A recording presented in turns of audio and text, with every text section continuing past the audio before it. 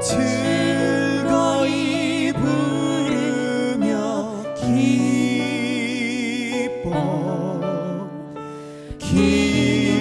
기뻐하시리라.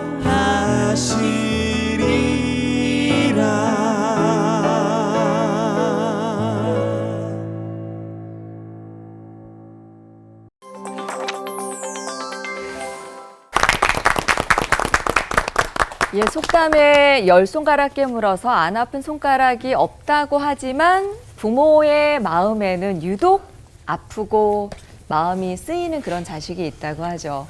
하나님께서는 어떠실까 이런 궁금증이 들었어요. 오늘 올포원 주제가 하나님의 아픈 손가락입니다. 제가 하나 문제를 한번 내볼까요?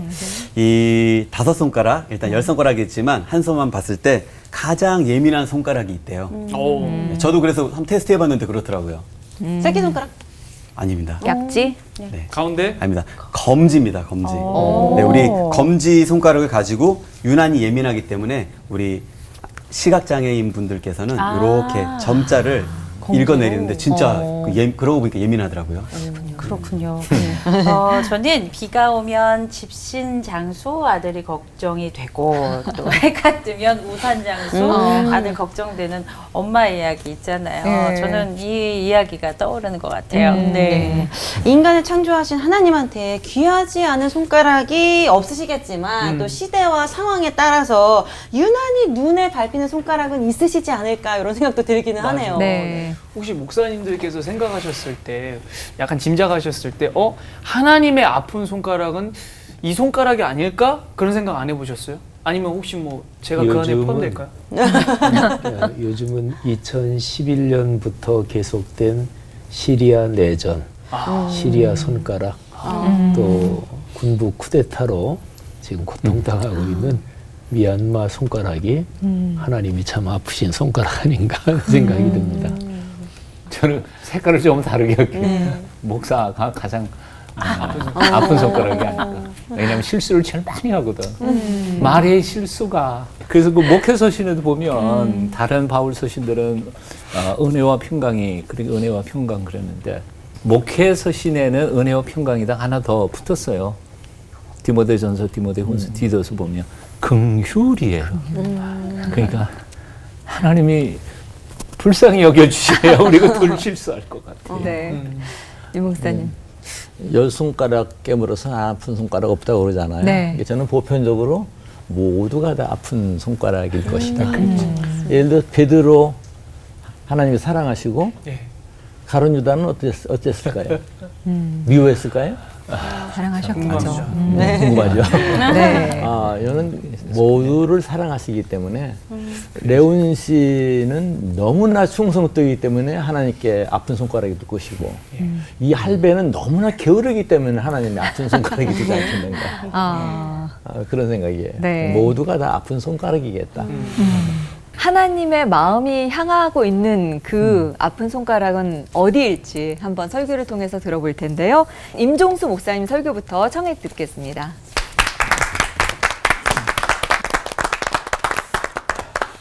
나사로의 죽음 앞에서 예수님께서 우셨다는 그 말씀인데요. 영문 성경에 보면은 단 2단어로 되어 있어서 성경 가운데서 가장 짧은 구절로 유명한 성경 구절입니다.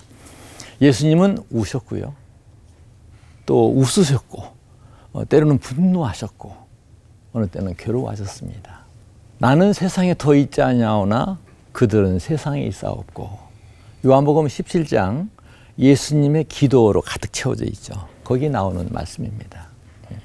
예수님께서는 내가 그들을 위하여 비옵나니 이 세상을 떠나시면서 남아있을 제자들, 제자의 길을 갈 이들을 위해서 안타까워하며 참 괴로운 마음을 새겨가면서 어쩌면 밤을 새우듯이 기도하신 것 같아요. 베드로를 생각하셨을 것이고 어쩌면 천방지축 단순한 도마도 생각했을 것이고 어쩌면 가룟 유다 이미 등 돌렸잖아요. 아셨잖아요. 이 가룟 유다를 생각하시는 안타까운 마음이 이 기도의 간절함을 더하지 않으셨을까 그런 생각이 듭니다. 막달라 마리아, 때로는 아리마대 요셉, 니고데모 모두 다 예수님의 아픈 손가락으로 예수님께서는 밤을 지새듯 기도하시지 않았겠는가 그런 생각을 가져봤습니다. 또 17장 20절에 보시면 내가 비옵는 것은 이 사람들만 위함이 아니요 또 그들의 말로 말미암아 나를 믿는 사람들도 위함이니 그들로 말미암아 나를 믿는 사람들이 누굴까요? 저는 이 말씀을 들을 때 충격을 받았어요. 그때 기도하시면서 오늘 우리를 위해서까지도 기도하셨다는 사실이에요. 전율이 느껴지기도 하더라고요. 처음에 그 말씀 제가 30대 때 봤는데 그런 느낌을 받았습니다. 이는 주님께서는 오늘 우리도 모두가 다 아픈 손가락이겠다 하는 그런 얘기입니다. 기도는 계속되죠. 아버지께서 내 안에 내가 아버지 안에 있는 것 같이 그들도 하나가 되어 우리 안에 있게 하사 세상으로 아버지께서 나를 보내신 것을 믿게 하옵소서. 하나가 되어. 그 기도의 내용은 이미 이제 교회로 옮겨졌습니다. 오늘 교회 하나가 되어 있나요? 오늘 교회 또한 주님 앞에서는 아픈 손가락이 아니겠는가 그런 생각을 가져봅니다. 교회가 무엇인가요? 교회는 이 세상에 세우신 하나님, 우리 예수님의 생명의 보루입니다. 아버지께서 나를 세상에 보내신 것 같이 나도 그들을 세상에 보내었고 역시 그 17장 18절에 나오는 말씀입니다. 성육신하신 예수님, 하늘에서 보좌를 떠나 이 땅에 사람으로 몸으로 오셔서 십자가에 죽으신 예수님께서는 오늘 우리에게 바라기를 너희도 성육신적인 교회가 되어라. 오늘 교회가 그래야 될 것입니다. 1960년대까지 제 기억은 그렇습니다. 1960년대까지 우리나라의 교회 성장이란 말 보편화되지 않았습니다. 교세란 말도 없었습니다. 어느 마을에서 집회를 온다 모두 다 여기저기 모여서 은혜 받고 나면 다 제각기 가서 섬겼습니다. 그때는 굳이 공동체 그런 말 안 썼어요. 그냥 교회란 말 썼어도 그때는 공동체였습니다. 전 요즘 공동체를 들으면서 공동체가 못 되니까 자꾸 공동체라고 말하는구나. 그러지 않는가. 그런 생각을 가질 때가 종종 있습니다. 아무래도 주님의 가장 아픈 손가락이 우리 교회가 아니겠는가. 참 슬픈 얘기입니다만은 그런 생각을 가져봤습니다. 세상에 전쟁과 기아 뭐 그런 일 많이 있죠. 많이 있습니다. 그런 문제를 차치하고서라도 우리 주변만 해도 폭력에 시달리고 아파하는 사람들이 얼마나 많아요. 그 폭력에 시달리다가 억울하게 죽어가는 사람도 얼마나 많아요. 권력, 경제력은 당연, 심지어는 지식까지도 약한 자들에게는 폭력으로 다가올 수가 있다 하는 그런 사실입니다. 생산, 성장 논리에 빠져서 인명을 소홀히 하는 그런 사회. 또 우리나라가 자살률 세계 으뜸이라고 하죠. 모두 우리를 부끄럽게 합니다. 정말 가슴을 칠 일입니다. 왜? 주님께서 우리를 생명의 보루로 아름다운 세상을 만드는 하나님의 보루로 결코 그 기도에서 나오죠. 너희가 세상에 속하지 아니했으므로 미움을 받는다 하는데 오늘 교회가 세상에 속하지 않아서 미움받나요? 제가 보기에는 너무나 세상과 혼탁하게 섞였기 때문에 사람들이 손가락질하는 것 같아요. 정말 가슴 아픈 일이죠. 우리가 가슴이 아플 때 주님은 어찌하시겠습니까? 예루살렘아 예루살렘아 하시면서 탄식하며 우셨던 주님께서 오늘 우리 교회를 향하여서 탄식하며 우시지 않았을까? 그런 생각을 가져봅니다. 오늘 우리는 스스로를 치장하는 자리에서 일어나야 됩니다. 로마서에 나오는 말씀으로 함께 울고 함께 웃는 자가 되셔야 됩니다. 고린도전서에 기록된 대로 더불어 고통을 받고 영광을 받으면 더불어 즐거워하는 우리 모두가 되어져야 하겠습니다. 그 주님 앞에 아픈 손가락인 우리의 그 손으로 형제의 아픔을 보듬는 그런 사역을 감당할 수 있으면 참 좋겠습니다. 우리 모두 그런 손이 되기 위해서 힘써야 되겠습니다. 기도합니다. 주님께서 심으시고 일하라 명하신 세상입니다. 저희들의 연약함을 모자람을 붙들어 주셔서 아무쪼록 이 암울한 시대 가운데 이 세상에서 주님께서 그리하셨던 것처럼 성육신적인 사명을 다하는 우리 교회 되어질수록 주님 도우시며 붙드시며 인도하옵소서. 예수님의 이름으로 기도합니다. 아멘. 아멘. 이삭은 아브라함의 적자입니다. 그러니까 본 부인 이제 사라에게서 낳은 아들 적자. 그리고 이스마엘은 사라의 여종 몸종인 하갈하고 아브라함 사이에서 낳은 아들, 그러니까 서자죠. 근데 그 하갈하고 그 아들 이스마엘을 집에서 내쫓습니다. 근데 여기 성경을 읽어보면 하나님이 그렇게 하라고 허락하셨어요.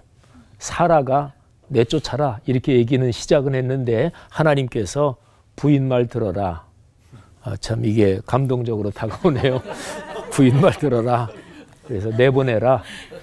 그래가지고 내보내는데 근데 저는 이 성경 이렇게 읽으면서 먹을 것 조금 하고 그리고 물 한 가죽 부대를 가져다가 줘요. 근데 왜 한 가죽 부대일까? 이때 이스마엘의 나이가 13살이 넘었습니다. 그런데 요즘하고 달리 옛날에는 사회화 과정이 훨씬 빠르기 때문에 13살이면 요즘으로 말하면 10대 후반이라고 보시면 돼요. 그러면 이스마엘이 한 가죽 부대 들고 갈 수 있지. 또 하갈도 한 가죽 부대 들고 갈 수 있지. 그런데 물을 한 가죽 부대만 주고 먹을 것 조금. 근데 이 상황은 뭐 아까 읽어드렸으니까 빈들에서 뭐 사막 같은 광야에서 헤매다가 먹을 물이 다 떨어져서 아이가 13살이 넘은 아이가 말하자면 거의 죽을 지경이 돼가지고 그래서 하갈이 이만큼 떨어져가지고 막 통곡을 하는 거죠. 그런데 이 성경은요 뭐라고 기록을 하냐면 하나님께서 하갈의 통곡을 들으셨다 그러지 않고 하나님이 그 아이가 우는 소리를 들으셨다. 그러니까 이스마엘 그 아들도 저쪽에서 막 울고 있었던 거예요. 뭐 그냥 너무 고통스러워서 하갈하고 이스마엘을 내보내면서 아브라함도 굉장히 마음이 아팠을 걸로 이제 생각이 됩니다. 그러니까 하갈하고 이스마엘은 우리 주제하고 연관시켜서 생각하면 아브라함에게 아픈 손가락이죠. 근데 아브라함보다 하나님이 이걸 보시면서 얼마나 아프셨을까 하는 생각이 듭니다. 하나님은 이 상황을 아주 구체적으로 꼼꼼하게 다 보고 계신 거잖아요. 하나님이 얼마나 아프셨을까. 하갈과 아브라함 사이에서 아들을 얻는 것은 하나님의 뜻은 아니었습니다. 그건 아브라함이 그렇게 한 거지. 사라가 그렇게 한 거지. 하나님은 우리 사람에게 자유의지도 주셨잖아요.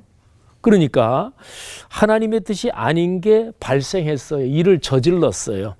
그런데 그 저지른 그 일 때문에 하나님이 얼마나 아프셨을까. 그러니까 하갈하고 이스라엘은 하나님의 아픈 손가락이다. 우리 성경을 읽는 그리스도인들은 보통 아브라함, 이삭 그리고 이스마엘은 버림을 받았고 그 다음에 이삭에서 야곱 그리고 에서는 버림을 받았고 이렇게 부차적인 가지는 버림받은 쪽 이렇게 하고 이 정통 줄기만 묵상하는 경향이 있습니다. 근데 아닙니다.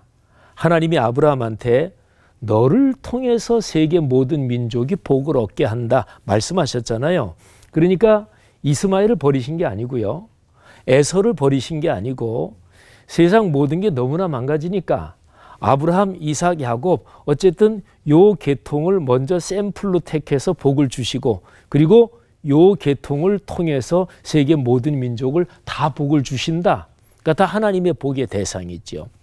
창세기 25장으로 넘어가 보면 거기에 이스마엘의 아들들 얘기가 나옵니다. 아들들 이름이 쭉 나와요. 근데 12명이에요.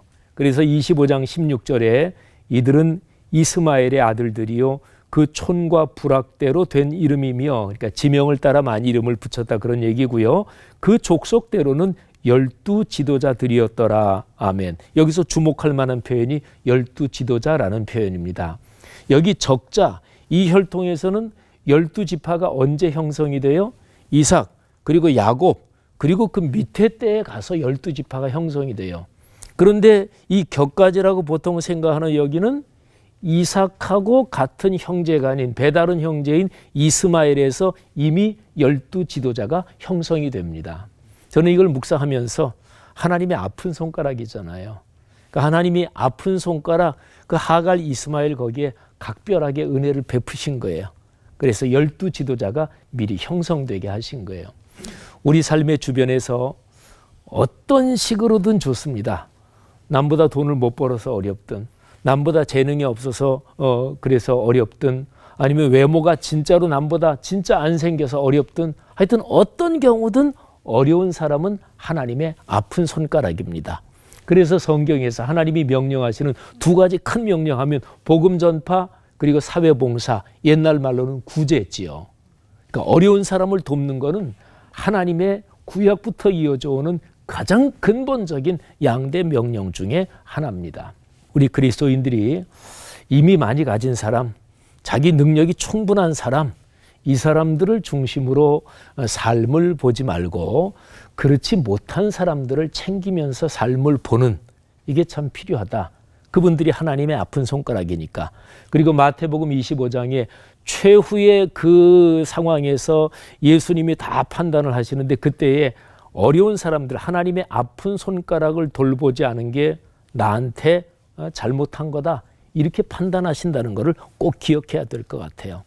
하나님의 아픈 손가락, 소외되고 어렵고 힘든 사람을 우리가 자상하게 돌보고 같이 공감하면서 사는 우리 한국교회, 또 이 땅의 그리스도인이 됐으면 좋겠습니다. 기도하겠습니다. 하나님 은혜 감사합니다. 하나님의 아픈 손가락이 우리 그리스도인에게도 우리에게도 아픈 손가락이게 하옵소서. 예수님 이름으로 기도 올립니다. 아멘. 예전에 심부하던 교회에 제가 너무너무 사랑하고 자랑하던 장로님 한 분이 계세요. 그 장로님에게 그야말로 외아들 독자 하나가 있었는데, 공부도 엄청 잘했고 예수님을 사랑하고 자신의 한평생을 주님을 위해서 헌신하기를 결단했던 아주 귀한 후배였습니다.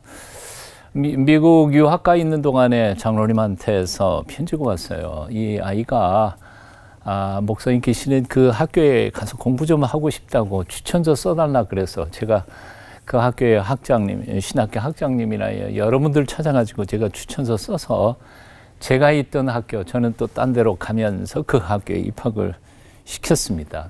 얼마나 열심히 전도하고 양육하는지, 공부는 딴전이고 다른 데에 가가지고 유학생들 전도하고 양육하고 그랬었죠. 어느 해 12월 달인데 돌풍이 한창 일어나고 또 눈비가 쏟아지던 그 순간에 안 갔으면 했는데 그래도 가야 된다고 기다리는 애들이 있다고 그래서 차 몰고 3시간 가다가 중간에서 그만 교통사고 나서 반대쪽에서 건너온 차하고 정면 충돌을 해서 그 자리에서 그만 세상을 떠나고 말았죠. 그 학교에서 저한테 연락이 왔어요. 다른 학교에 가 있는 저에게 어떻게 했으면 좋겠냐, 한국에 있는 가족들한테 연락을 해야 되겠는데 어떻게 해야 되냐. 그래서 제가 긴급하게 한국에서 사업하시는 장로님하고 그 권사님 연락하고 저도 비행기 타고 거기 가가지고 2-4분 모시고 와서 어떻게 할 거냐, 한국으로 데리고 갈 거냐, 여기다 물을 거냐 고민하다가 그 학교 곁에 공동묘지에다가 묻으면서 장로님, 권사님 자리까지도 그 옆에다가 다 놓고 장례식을 치렀죠. 저는 제 마음속에 추천서를 내가 안 썼으면 좋았었을 걸 하면서 마음속에 많이 아팠죠. 제가 슬프고 힘들고 이거는 사실 부모님 앞에서 내가 내색을 할 수 없겠더라고요. 그래서 그냥 밝게 했는데도 그 마음을 아시고 오히려 장로님들이 저를 위로하시면서 됐다고, 하나님이 데려가신 데에는 하나님의 걸어가신 뜻이 있지 않을까. 그런데 저는 이해가 안 됐어요. 목사로서는 준비하는 과정이었고 굉장히 주님을 사랑했던 귀한 일꾼인데 왜 데려가셨는지를 알 수가 없었죠. 물론 그 친구는 지금 천국에서 내려다 보면서 우리를 기다리겠지만 제 개인적으로도 아픈 손가락이었고요.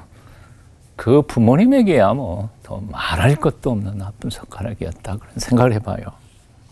하지만 어찌 우리 인생들 눈앞에 보이는 것이니까 감상적으로라도 아프다 그렇게 느끼지만 실제로 성경 속에서 가장 아픈 손가락은 마리아에게 있어서 예수 그리스도가 아니었을까 그런 생각을 해봐요. 누가복음 2장 51절에 보면 예수께서 함께 내려가서 나사렛에 이르러 순종하여 받으시더라. 그 어머니는 이 모든 말을 마음에 두니라. 마음에 두면서 한평생을 졸이시면서 살아가셨던 분이죠. 그런데 그 다 큰 아들이 십자가에서 마지막 말을 운을 떼는데 이렇게 말하죠. 어머니, 이제부터 내 아들 노릇할 요한입니다. 요한, 우리 엄마 좀 살펴줘. 그때의 그 십자가 밑에서 마리아는 얼마나 찢어지는 가슴으로 아픈 손가락이었을까 생각해 봅니다. 그런데 그 십자가의 장면 속에 사실은 우리는 눈에 뜨이는 것은 마리아만이지만 눈에 안 뜨이는 또 한 분이 계셨죠. 아마 하늘 아버지께서는 또 얼마나 아팠을까. 나의 하나님, 나의 하나님, 어찌하여 나를 버리셨나이까. 그런데 깊이 묵상해 보다가 보면 하나님 아버지께 아픈 손가락, 당신의 외아들 예수 그리스도보다 더 아픈 손가락이 있었다는 거죠. 그게 누가복음 15장에 예수님께서 그 하늘 아버지의 마음을 표현하는데 잃어버린 한 마리의 양을 찾아 나서는 아버지, 집에 있는 아들보다 집 나간 탕자 기다리는 아버지, 그걸 하늘 아버지께서 기다리고 계시고 아파하셨다는 거예요.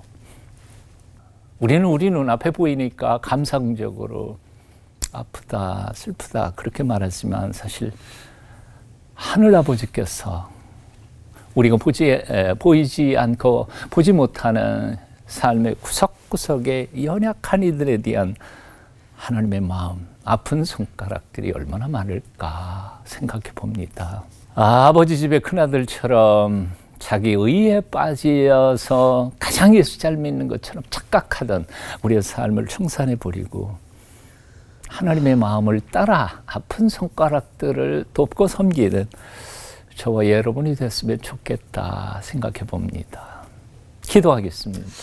아버지의 마음을 헤아리지 못한 채 자기 의에 빠졌던 형처럼 그렇게 자기의 자기 감상에 빠져서 주신 사명을 게을리하지 않도록 우리에게 잃어버린 영혼들을 사랑하는 마음과 끈기와 열정, 믿음 주시옵소서. 예수님 이름으로 기도합니다. 아멘.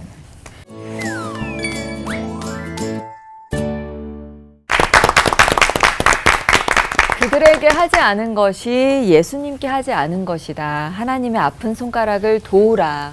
목사님들의 설교 말씀을 들으면서 오늘도 또 울었군요. 저는 로마서 12장 15절 말씀이 오버랩이 됐어요. 즐거워하는 자들과 함께 즐거워하고 우는 자들과 함께 울라는 말씀이 생각이 났는데 나의 아픈 손가락은 무언가 또 생각을 해보게 됐습니다.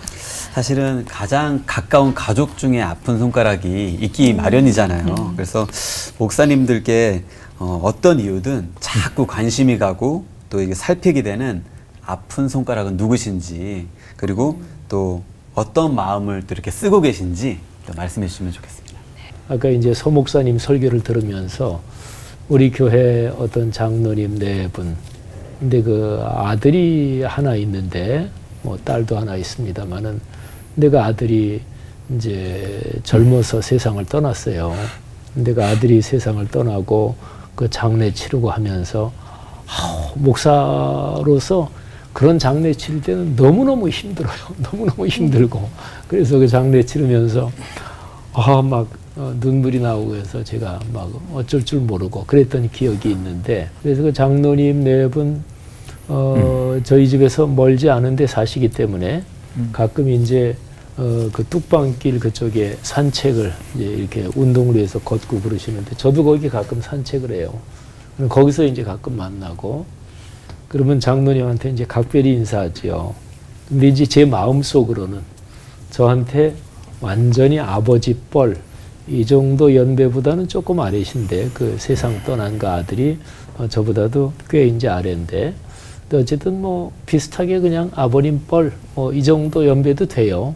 그래서 제가 이제 표현 안 하죠. 속으로는 그 권사님, 그 장로님, 내가 아버지거니 어머님이거니 하고 그렇게 내가 목회해야지 하는 생각을 하고 기도할 때마다 아무래도 이렇게 이제 생각이 되니까 하나님의 장로님, 권사님 축복하시고 또 뭐 그 손주들 뭐 그런 기도를 하죠. 예. 사실 이런 아픔을 33년간 겪어보질 못했어요. 저는 그 아픔이 하나님의 아픔 말고 우리 사람들은 사람이니까 그 아픔에는 좀 관계에 따라서 차등이 있다고 생각이 들어요. 예를 든다고 하면 얼마나 오픈했느냐, 얼마나 인격적으로 서로 이렇게 교감이 있느냐. 이런 말하기 좀 거북합니다만 여기 우리 서 목사님, 지 목사님 두 분이 계시는데요. 만약에 두 분이 어떤 똑같은 어려움을 당했고 그게 나한테 들렸다. 저 분명히 차등이 있을 거예요. 우리 서 목사님을 더 아파할지 지 목사님 더 아파할지는 모르겠는데 차등이 있을 겁니다. 그 분류가 좀 된다고 생각을 해요. 교우들도 여러 교우들이니까. 첫 번째로는 정말로 아픈 절실한 아픔. 일반적으로는 가난한 분, 병약한 분에 대해서 아픔이 있죠. 저에게 비슷하게 가장 아팠던 것은 젊은 부인이 우리 교회에 등록했는데 등록하면서 무슨 얘기 하느냐면 젊은 자기 남편, 제가 뉴스에서도 본 얼굴이에요. 자기 남편이 요절을 했어요. 교통사고로. 요절을 하고서는 자기 남편 나가던 부모님과 같이 나가던 교회였는데 그 교회 도저히 못 다니게 해서 이 교회에 등록했습니다. 정말 그냥 오들오들오도록 막 저리도록 마음이 아프더라고요. 사내 아이만 둘을 데리고 왔는데 참 마음 아팠습니다. 나름 그 아이들 데리고 그냥 목욕탕도 한번 가본 일이 있고 신발도 한번 사준 일이 있고 또 가장 저를 아프게 했던 것은 교육 가운데 그 자녀가 온전치 못해서 이제 선천적으로 온전치 못한 그런 아이를 데리고 사는 그 엄마를 보면 아빠를 보면 항상 마음이 좀 미어져요. 이게 보통 가장 절실한 아픔이라고 보고요. 또 한 가지는 그 안타까운 아픔이 있지 않겠는가.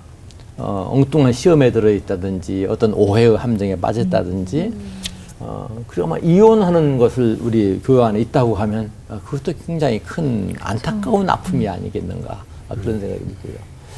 또 하나를 더 든다고 하면요. 이제 멍뚱하다 생각할지 모르겠습니다만 측은한 아픔이 있는 것 같아요. 분명히 저 사람이 잘못하는데 잘못한지를 지적해도 몰라요. 거기에 자기 잘못한 것에 대해서 긍지를 가져요. 어떤 경우냐면 이제 그런 분들은 예수 믿어주는 분, 교회 나와주는 분. 예를 들어서 어떤 분이 내가 참 교회에서 신실하고 아주 조용하고 하는 분이어서 상당히 좀 뭐 하면 직임을 좀 했어요. 누가 아마 축하한다고 그랬던가 봐요. 저한테 들려온 얘기는 뭐 교회 떠나지 말라고 그러는 거지 뭐 그런 얘기 들었다는 거예요. 그러니까 직임 하나 주고 난 신실해서 그랬는데 이런 게 교회라는 것을 너무나 우리가 자꾸 쌓다 보니까 자기가 교회 위해주고 나와주고 예수 믿어주고 하는 것으로 자꾸 생각을 하는 것이죠. 근데 그런 점은 참 바로 고쳐지지도 않아요. 그렇지만 그것은 미움이 아니라 아픔으로 목회자에게는 아픔으로 다가옵니다. 그러니까 굉장히 그런 경우는 측은한 아픔이 아닌가 그런 생각이 참 생각밖에 많이 아픕니다. 그런 사람 대하면 저걸 어찌 해야 되느냐, 어떻게 말해야 되느냐, 굉장히 아프고 참 난감해요. 그런 경우에는 난감한 아픔이네요. 서 목사님은 아픈 손가락이라고 그랬으니까 이게 애매한 게 사랑이 가면서도 아린 그런 뜻일 거라고 생각이 들어요. 잘난 자식보다는 못난 자식이 아픈 거고 잘 나가는 자식은 그래도 뭐 걱정이 안 되는데 이게 일이 안 풀리는 자식은 그게 아픈 거죠. 저는 딸만 둘인데 막내 녀석이 막 둘 다 잘 나가요. 못 나가는 건 아닌데 미국의 아틀란타에서 무슨 한인 뭐 증오 사건 해가지고 우리 딸내미가 아틀란타 살아요. 그래서 기겁을 하고 전화를 했더니 자기 집에서 한 15분이나 20분 정도 떨어진 곳이라고. 그래서 갑자기 지금 걱정이 돼서. 그러시겠다. 그놈이 아픈 손가락이죠. 아픈 손가락의 사연도 참 스펙트럼이 다양할 것 맞아요. 같습니다. 그 세상의 각박함 속에 소외되고 또 무시당하는 그런 아픔도 있을 것 같고요. 또 종교적으로도 박해와 핍박을 받는 시대적인 그런 아픔도 있을 텐데요. 때로는 스스로 자초해서 아픈 손가락이 되는 경우도 있지 않나 이런 생각도 해보게 되고요. 그래서 저희가 또 오늘도 준비했습니다. 아픈 손가락마다 다르게 다독이시고 치유하시는 하나님의 마음을 알기 위해 드리는 질문 타임! 타임. 저는 그 처음 질문이요. 성경을 보니까 진짜 하나님의 아픈 손가락 중에 하나, 그리고 예수님의 아픈 손가락 중에 하나는 바로 가룟 유다가 아니었나 그런 생각을 해봅니다. 그래서 가룟 유다인데 가룟 유다를 예수님은 다른 제자들과 어떻게 다르게 바라보시고 대하셨을까? 임종수 목사님. 죄로 인한 아픈 손가락도 치유될 수 있을까요? 전 하나님께서는 끝까지 부르신다. 이거는 이제 그 우리가 응답을 하느냐 안 하느냐 이게 문제다 이렇게 봐요. 어디 우리 저 가룟 유다가 지금 어디에 있을까요? 가룟 유다요? 지금 어디에 있을까요? 저도 물어봐야 될 것 같아요. 단테는 그 신곡에서 가룟 유다의 거수를 얘기해요. 신곡에 그 지옥을 9층계로 이제 구분하고 있는데 그 지옥의 9층계는 맨 마닥이 이제 고통스러운 데겠죠. 맨 바탕이. 거기에 뭐 여러 가지 쭉 단계별로 아주 구체적으로 나옵니다. 그럼 뭐 인면까지 드러내면서 얘기를 하고 있어요. 근데 맨 마지막에 코키투스라고 하는 얼음, 강이라기보다는 호수입니다. 이 코키투스란 말은 히랍 신화에서 끌어온 그 단어고요. 거기는 배신자들이 들어가는 데인데 사탄이 거기에 있고 그리고 가룟 유다도 거기에 있고 또 시저를 암살한 브루투스도 거기에 있고 배신자들이니까 있다고 얘기합니다. 정말로 그럴까? 그건 전 앞서 갔다고 생각합니다. 정답은 전 모른다 그러고 싶어요. 그건 하나님의 영역이다 이렇게 생각을 합니다. 왜냐하면 예수님께서 가룟 유다를 사랑하셨는데 정말 끝까지 사랑하셨다고 봅니다. 너희들 중에 나를 팔 자가 있다 할 때 예수님께서 무슨 의도일까요? 나는 그 미리 다 알고 있는 거야. 과시하려고 그랬었을까요? 그건 아니죠. 내가 떡을 찍어다 주는 그때도 과시하려고 그랬을까요? 저는 생각해요. 안다 할 때부터 떡을 내가 너인 줄 알아. 상당히 구체적으로 접근했다고 볼 수 있죠. 그건 이제라도 돌이켜라. 왜냐하면 인자는 기록한 대로 가거니와 그런 말씀도 있잖아요. 그러면서 파는 자는 태어나지 않았으면 좋을 뻔했다. 그런 말씀까지 했어요.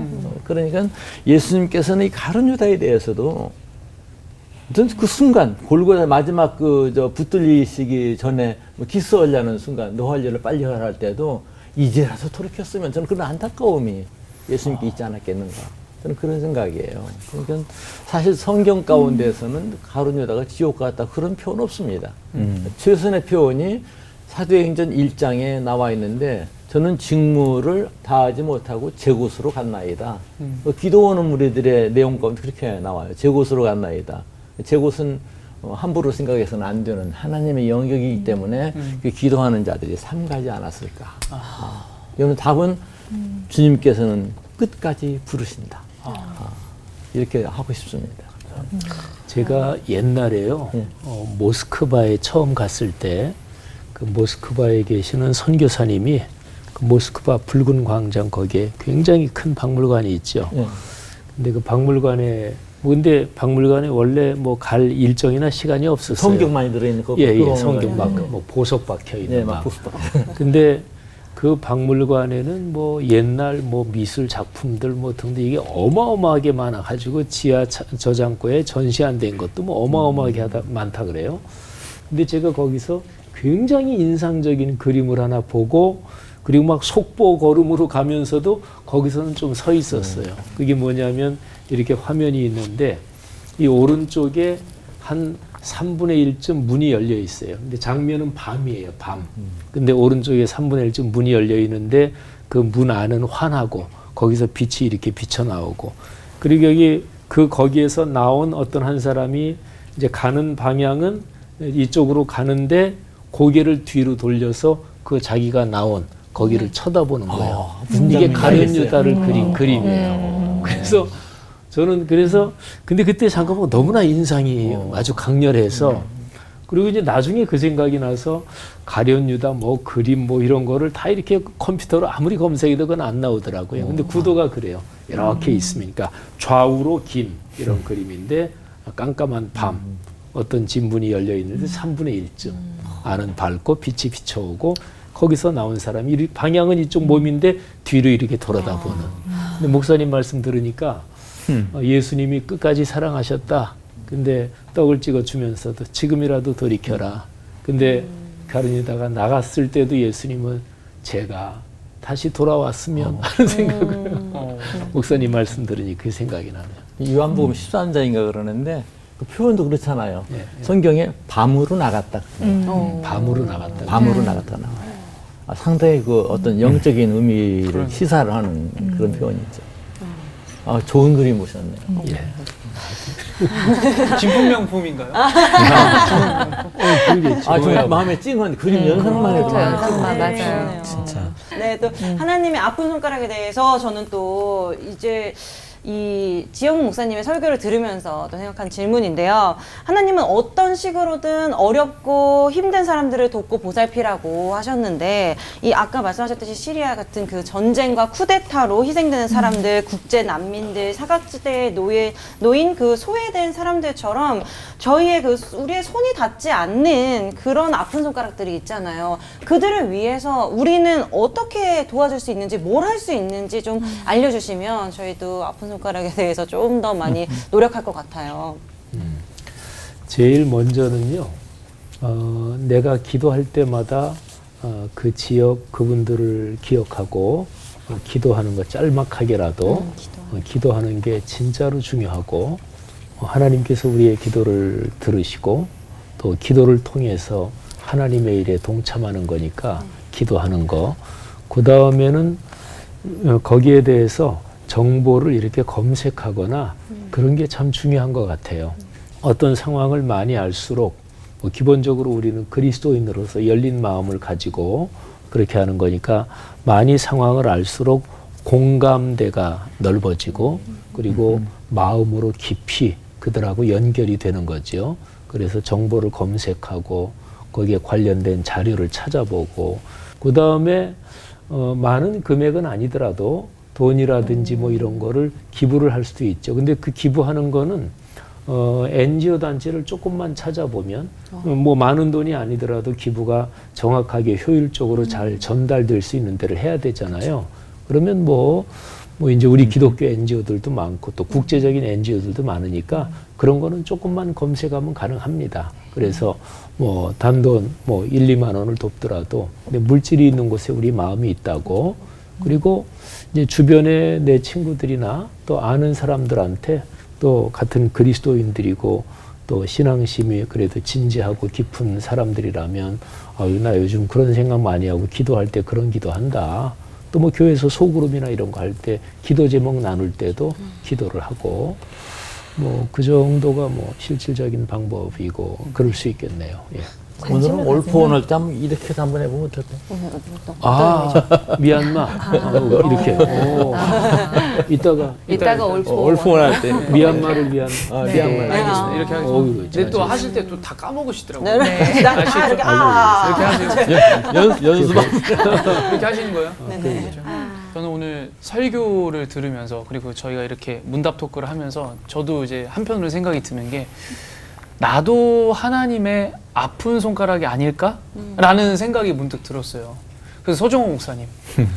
목사님께서도 목사님 자신을 봤을 때 하나님께서 뭔가 하나님의 아픈 손가락이라고 생각을 하실 것 같지 않나? 목사님이 생각하셨을 때 어떠세요? 그러니까 어떻게 생각해 보면 이렇게 미얀마나 뭐 시리아 내전 이런 사람들을 생각하면 사치스러운 감정일 수 있겠다 그렇게 생각이 들지만 동시에 내가 해온 그리고 지금 살아가고 있는 짓거리를 생각하면 하나님이 얼마나 기껏 안수해가지고 목사 시켜놨는데 저거 하는 짓거리가 자꾸 실수하고 그래서 가끔씩은 하나님 앞에 죄송한 뜻에서 내가 하나님의 아픈 손가락이 아닐까 그런 생각 자신가 들 때가 있죠. 야고보 선생이 얘기했던 것처럼 너의 선생 되지 마라. 말이 실수 없는 사람이 온전한 사람인데 근데 뭐 말을 하루 종일 해대고 있는 이 목사가 말이 실수를 안 한다는 게 얼마나 어렵고 힘들겠어요. 그래서 주일에 설교해놓고 저녁쯤 되면 그날 또 내 말했던 실수들을 쭉 정리하면 정말 얼굴을 못 들고 다니죠. 그러니까 그런 점에서 목회서신에서 긍휼이 필요한 게 바로 그런 점이 아닐까. 그런 점에서는 내가 하나님의 아픈 손가락인 건 틀림이 없는 것 같아요. 죄인인 점에서. 여러 의미에서 주님의 아픈 손가락인 우리가 또 형제와 이웃의 슬픔을 보듬고 사랑하는 그런 손가락으로 기능을 하면 좋을 것 같은데 이 손을 하나님 마음을 다 어디 가고 손가락질하고 손살에 치고 이런 데만 사용하고 있는 건 아닌가 하는 생각도 좀 들었습니다. 네. 목사님들은 이제 목회를 하시면서 많은 성도분들을 또 함께 이제 생활을 하셨잖아요. 다 사랑하시겠지만 유난히 더 마음이 쓰이고 기도하게 되는 특별한 성도님이나 이웃이 계시다면 좀 소개해 주시면 좋을 것 같고요. 아픔의 치유에 또 도움이 되는 지혜도 저희들에게 나눠주셨으면 좋겠습니다. 저는 이제 기도할 때 이제 기도 제목을 각 교구별로 이렇게 쭉 돌아가면서 오늘은 1교구, 2교구 이렇게 합니다만은 그렇게 쭉 하고 그 다음에는 가만히 앉아 있으면서 머리에 이렇게 떠오르시는 분들을 이렇게 떠오르는 대로 쭉 이제 기도해요. 근데 그때는 이제 지금 당장 어려운 분들이 떠오르죠. 그래서 지금 코로나 때문에 경제적으로 어려운 분들 그게 참 마음에 굉장히 그렇고요. 그리고 이제 그분들한테 위로가 되는 게 어떤 게 위로가 될까? 벌써 한 10년도 훨씬 넘었는데요. 그때의 어려운 어떤 분인데 그분이 굉장히 어려워서 기도원에 들어가 계셨어요. 사업하다 어려워가지고. 근데 제가 그분한테 전화를 했어요. 전화로 기도해드리고 또는 뭐 위로해드리고 그랬겠죠. 힘내시라고. 그런데 한참이나 지난 다음에 그분이 이런 얘기를 그때 내가 어려워서 기도원에 들어가 있을 때 목사님이 전화해 주시고 기도해 주셨다고 그 얘기를 그 후에 여러 해 지난 다음에 다른 사람들한테도 한 두세 번을 하셨어요. 그러니까 이제 그분 마음에 굉장히 와닿았던 모양이죠. 근데 어쨌든 저는 목회자가 종교적인 테크닉 사용하지 말고 진짜 진실한 마음으로 그분에게 다가서고 손 한 번 잡아주는 거 말 한마디라도 목회자가 진실하게 진심을 담아서 그렇게 위로해드리고 힘을 격려해드려야 된다 이렇게 생각합니다. 아픈 손가락이 많죠. 요즘에는 목회적인 아픈 손가락이 예를 든다면 자식들이 다 있지만 그러나 교회 예배 드리기 위하여 또 새벽 기도에 잘 나오기 위해서 먼 자식 집에 있지 않고 교회 근처에다가 집을 사가지고 새벽 기도 나오시고 주일날 오시던 90세 넘으신 권사님 뭐 한 번도 새벽 기도를 빠진 적이 없으신 분이신데 교회가 문 닫아버리니까 못 오시는 거예요. 그렇게 6개월 지나니까 집에만 계시다가 그만 치매에 걸리신 거예요. 뭐 똑똑하시고 건강하신 분이셨는데 그래서 결국은 요양으로 자식들이 보내버렸어. 그 집은 그냥 닫아버리고 그런 분도 계시죠, 권사님이. 또 금방 사업도 얘기하셨지만 젊은 집사 내외가 사업 잘 하다가 이 코로나 때문에 문 닫고 남편은 택배 운전 받아가지고 하는데 하루에 3시간, 4시간을 못 잔대요. 그 택배 그걸 어느 정도 맞추려면. 이게 너무 지쳤어. 성경 필사를 약속을 해놓고는 잠잘 시간도 없는데 그걸 필사를 어떻게 해. 그러니까 부인하고 애들하고 교대로 그 필사 써간다는 소식을 제가 듣고는 와, 얼마나 가슴이 아픈지. 집을 줄여가지고 조그만 집으로 옮기면서 그렇게 살아보려고 애를 쓰고 있는 그 젊은 집사 부부들 얘기 뭐 요즘 뭐 할 말이 너무 많죠. 목사님 말씀하셨던 것처럼 그럼에도 불구하고 우리가 한 푼이든 두 푼이든 기도 한 마디든 우리가 할 일을 해야 되지 않을까 하는 생각이 조금 있고요. 아까도 제가 말씀드렸죠. 그 젊은 부인이 홀로 되어가지고 아들 둘 데리고 왔는데 아빠가 없으니까 누가 데리고 가서 하겠는가 해서 데리고 가서 사우나를 한 적이 있는데 같이 아파하고 할 수 있는 한 그런 그 아파하는 사람이 곁에 있어 하는 걸 좀 보여주면 그것도 위로가 되지 않겠는가. 더 큰 일을 못하지만 간혹 제 그 젊은 벗들이 와가지고 교회 좀 어렵다고 한숨 쉬는 분이 있을 때 난 뭐라고 핀잔을 해요. 교회는 지금 전시라고 한다면 위생병이야. 어려울 때 부지런히 쫓아다녀서 정말 사업하는 분이 한숨 쉬고 있는데 교회가 사업이야? 교회가 왜 한숨 쉬어? 요즘 한숨 쉴 겨를이 없어. 쫓아다니면서 저들을 품어야지. 오늘 교회인 우리가, 교회는 우리죠, 우리. 지금 나가는 교회가 왜 교회가 아니라 우리 스스로가 교회예요. 오늘 우리는 물론 우리도 아프지만